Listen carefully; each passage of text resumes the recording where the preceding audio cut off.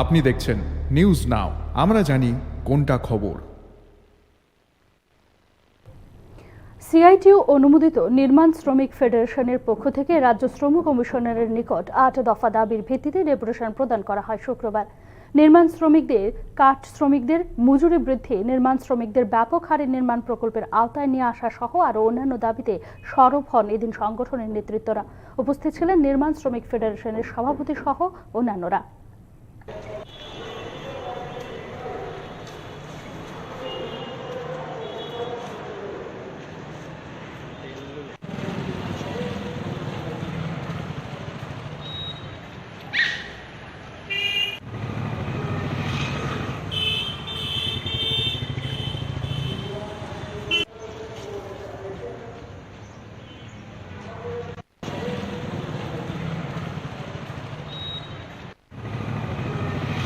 Construction federation of India Tripura রাজ্য কমিটির আহ্বানে ৮ দফা দাবি সনদের ভিত্তিতে শ্রম কমিশনারের কাছে আমরা ডেপুটেশনে মিলিত হচ্ছি।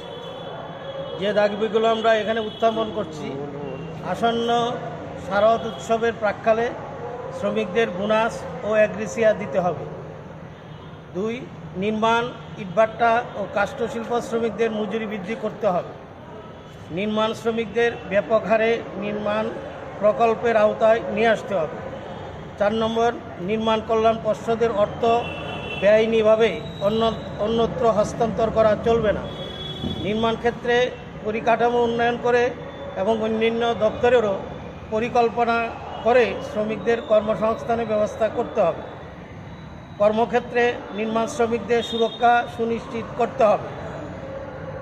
কর্মক্ষেত্রে মহিলা শ্রমিকদের সুরক্ষা সহ আলাদা শৌচাগার ও বিশ্রামাগার ব্যবস্থা নিশ্চিত করতে হবে।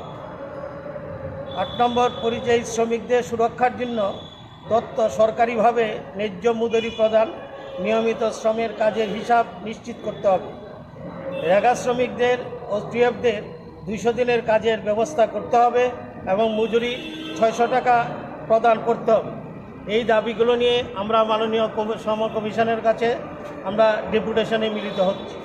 আমরা যেটা উল্লেখ করতে চাই, এখানে আমরা ইতিমধ্যে লক্ষ্য করলাম যে এই সরকার, বিজেপির নেতৃত্বে যে সরকার, সেই সরকার এখানে বসার পর শ্রম কল্যাণে যে সমস্ত কর্মসূচিগুলো, যে সুযোগ সুবিধাগুলো পাওয়ার কথা, সেই কনস্ট্রাকশন সেক্টরে বিশেষ করে নির্মাণ ক্ষেত্র, ইটভাটা আছে, আমাদের কাষ্ঠশিল্পীদের যে কাজকর্ম আছে এবং কনস্ট্রাকশনের সাথে যারা যুক্ত আছে, তাদের জন্য কোনো রকম বিভিন্ন সুযোগ সুবিধা থাকা সত্ত্বেও সরকারিভাবে কোটি কোটি টাকা সেচের টাকা জমা আছে, কিন্তু আমরা দেখলাম সেই সেচের টাকা শ্রমিক কল্যাণে যেভাবে ব্যবহার করার কথা সেভাবে ব্যবহৃত হচ্ছে না এবং দিচ্ছে না।